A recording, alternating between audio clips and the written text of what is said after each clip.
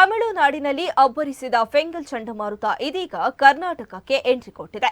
ಈಗಾಗಲೇ ಕರ್ನಾಟಕದ ಹಲವು ಜಿಲ್ಲೆಗಳಲ್ಲಿ ಭಾರೀ ಮಳೆಯಾಗುತ್ತಿದೆ. ಕರಾವಳಿಯಲ್ಲೂ ಫೆಂಗಲ್ ಚಂಡಮಾರುತ ಪ್ರಭಾವ ಇದ್ದು ನಿನ್ನೆಯಿಂದಲೂ ಮೋಡ ಕವಿದ ವಾತಾವರಣವಿದ್ದು ಇಂದು ಮತ್ತು ನಾಳೆ ಯೆಲ್ಲೋ ಅಲರ್ಟ್ ಘೋಷಿಸಲಾಗಿದೆ.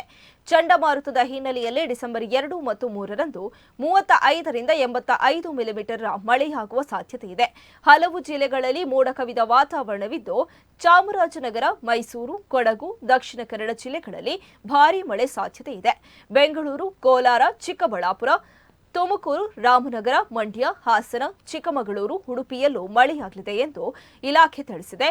ಡಿಸೆಂಬರ್ 3ರಂದು ದಕ್ಷಿಣ ಕನ್ನಡ, ಉಡುಪಿ, ಶಿವಮೊಗ್ಗ, ಚಿಕ್ಕಮಗಳೂರು, ಹಾಸನ, ಕೊಡಗು, ಮೈಸೂರು, ಮಂಡ್ಯ, ಚಾಮರಾಜನಗರ, ರಾಮನಗರ, ಮೈಸೂರು, ಚಿಕ್ಕಬಳ್ಳಾಪುರ, ಬೆಂಗಳೂರು ನಗರ, ಬೆಂಗಳೂರು ಗ್ರಾಮಾಂತರ ಹಾಗೂ ಡಿಸೆಂಬರ್ 4ರಂದು ಚಾಮರಾಜನಗರ, ಚಿಕ್ಕಮಗಳೂರು, ಹಾಸನ, ಕೊಡಗು, ಮಂಡ್ಯ, ಮೈಸೂರು, ಉಡುಪಿ ಮತ್ತು ದಕ್ಷಿಣ ಕನ್ನಡ ಜಿಲ್ಲೆಗಳಲ್ಲಿ ವ್ಯಾಪಕ ಮಳೆಯಾಗಲಿದ್ದು ಯೆಲ್ಲೋ ಅಲರ್ಟ್ ಅನ್ನು ಘೋಷಿಸಲಾಗಿದೆ.